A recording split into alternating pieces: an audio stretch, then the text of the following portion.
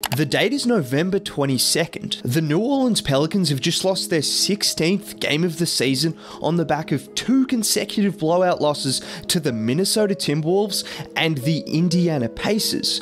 Meanwhile, their franchise player is sidelined indefinitely and is being treated as a public laughingstock by Charles Barkley and Shaquille O'Neal. Chuck, you had a visceral reaction to this. It looked like me and Shaq had a baby.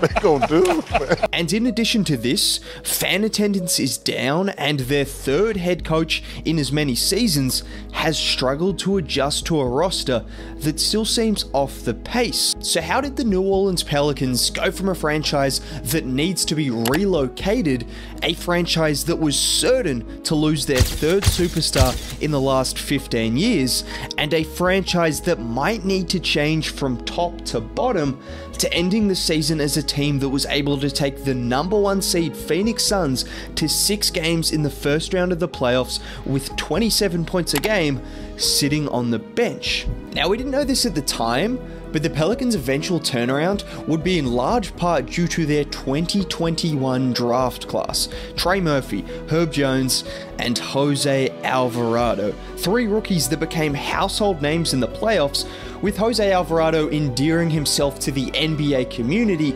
as he did to Chris Paul what Chris Paul has done to other players his entire career.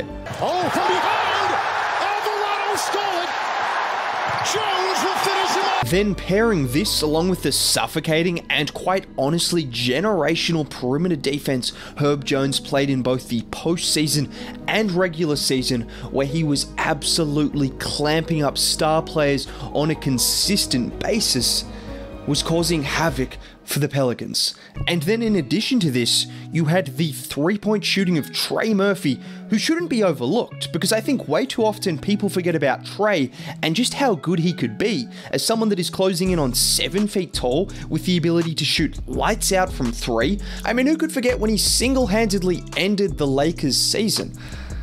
Oh, what a time that was. But getting back on topic, the Pelicans were able to secure the best possible draft class you could hope for, given their investment at just picks 17, 35, and the undrafted Alvarado. But before we heap praise on David Griffin and the rest of the Pelicans organization, let's just quickly go back to where it all went wrong. We won't go all the way back because David Griffin's biggest mistakes as a general manager happened 2 years ago when he made the unthinkable decision of bringing in the trio of Steven Adams, Eric Bledsoe, and Stan Van Gundy. And to the surprise of absolutely no one, surrounding Brandon Ingram and Zion Williamson with no spacing on or off the court didn't help, and it didn't last long. Luckily, David Griffin was able to rectify those mistakes the following offseason when he traded for Jonas Valanciunas and brought in 3 absolute stud rookies. But even with this being said, the focus wasn't on Valanciunas or the rookies. The reason we were all optimistic about the Pelicans was Brandon Ingram and Zion Williamson. And Willie Green, of course, as well. But before we could even dream of a timeline in which the Pelicans were a playoff team, this happened. And the fallout from this press conference and Zion Williamson's weight in general was unlike anything I've seen on NBA Twitter or in the NBA media in general. People were analysing every piece of clothing he was wearing and determining his potential weight based off it. Yes, fans and the media had turned into the NBA's version of BuzzFeed and TMZ. It was that bad.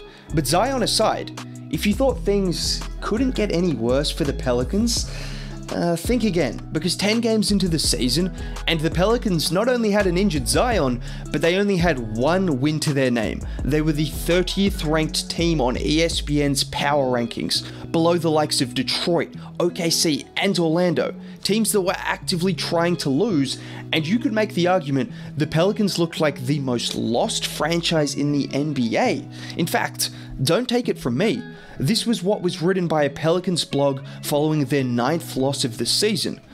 Normally after a beating like this, I would try to find some reason for optimism. But I have to be honest and say that this time, I've got nothing for you. The Pelicans have the worst record in the NBA, Zion Williamson and Brandon Ingram are injured, and there is no telling when either will be back.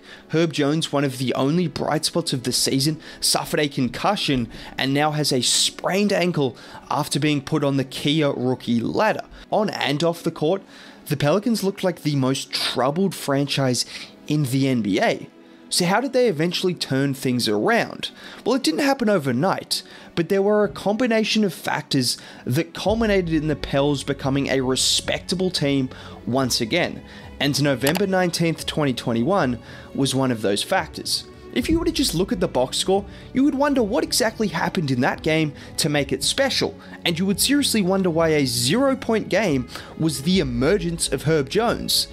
But it was, and more importantly, this was the introduction to the infamous "not on Herb" phrase. Paul George, he put it out there, didn't he? Yeah, but Herb's good. Herb is good, man. I'm telling you. Done. And this was just one defensive play from a game in which he held PG to 8 of 26 and 19 points. And after really good signs early in the season, this game had cemented Herb as a serious defensive talent in the league, with his incredible ability to follow players around screens off the ball, but then also move his feet so well laterally and contest practically every shot. And Willie Green was pretty quick to recognize this, because prior to this performance, Herb had only started 50% of his games. That changed as he went on to start 62 of the next 64 games. And in addition to finding their lockdown defender of the future, this also happened. It'll be Devontae for a win. Yes!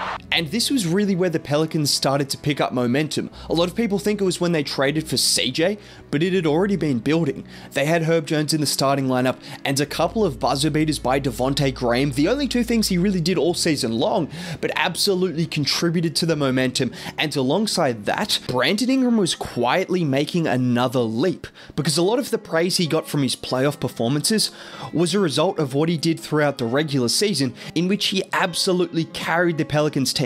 They were 3 games above 500 in the 55 games he played, whilst being 13 games below in the 27 games he missed. And it's pretty easy to see why he's so impactful, because whilst everyone wants to talk about the scoring, and without question, he's an absolute bucket with an ability to use his length and craftiness to get downhill and finish at the rim, sometimes even catching some bodies, which catches me by surprise.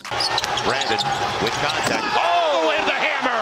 But in addition to the 3-level scoring that he's always had, it's the continued development of his playmaking that is most impressive. With him averaging a career-high 5.5 assists last year, BI now has a really good understanding at how to manipulate defenses, with him more actively looking to playmake instead of playmaking as a result of not being able to score. Just watch this beautiful play where BI lulls the defense into assuming he's feeding JV on the pick and roll, waiting just until Fournier helps over, and then throwing a no-look dime to the open Josh Hart. Or how about a somewhat similar play where he once again fools the defense into believing he's running a pick and roll before kicking it out to the open shooter for a 3. And there's a lot more to Ingram's playmaking that is improved, but we have to keep it moving. Because as I was saying about the Pelicans' season turnarounds, after starting 3-12, they went 16-15 over the next 31 games prior to the CJ trade.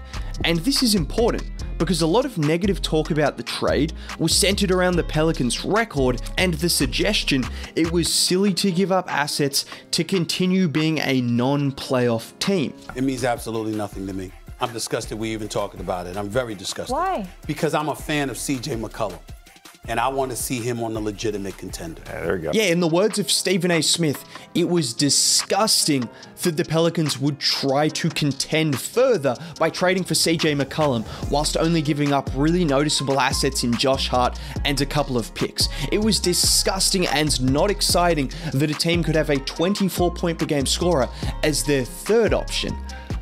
But to the surprise of so many people, ESPN and other major outlets were pretty wrong about the addition of CJ McCollum, because after they spent the first month talking about how he and Zion hadn't texted and how that meant Zion was off to New York, yeah, When I say they were treating them like TMZ, that's exactly what I mean.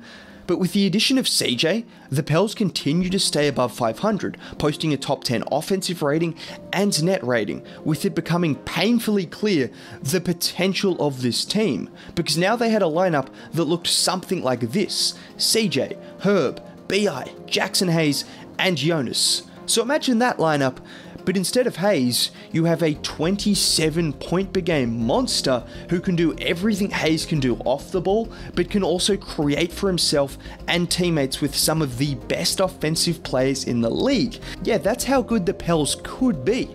But if there were still any doubts over their potential, the playoffs quickly put that to rest. Because the playoffs showed us a few very important things about the New Orleans Pelicans as a whole. Not just the playing group, but the entire city. Because when we talk about a franchise that had constantly been called out for not having the support of their city, the atmosphere during the playoff games would suggest absolutely otherwise. Intercepted. Jones! And well, the reason the blender was so rowdy was because Brandon Ingram was putting on a show all series long, with 3 consecutive 30-point games, with everything we had seen in the regular season on display, but this time against an elite defense. Just take this play for example, where he drives past Crowder before absorbing the Ayton contact and finishing with a nasty reverse layup, or any number of his nasty contested mid-range shots over the likes of Jay Crowder, Mikal Bridges, and DeAndre Ayton. And if they keep this same momentum, adding in a top 15 player in the league, they won't just have people believing they could knock out the Phoenix Suns, they will knock out a team like the Phoenix Suns and be a top 5 team in the West. And if you've been on this channel, you've heard me talking about them for quite a while, so if you could drop a like, subscribe to the channel if you are new, have a great day. Bye.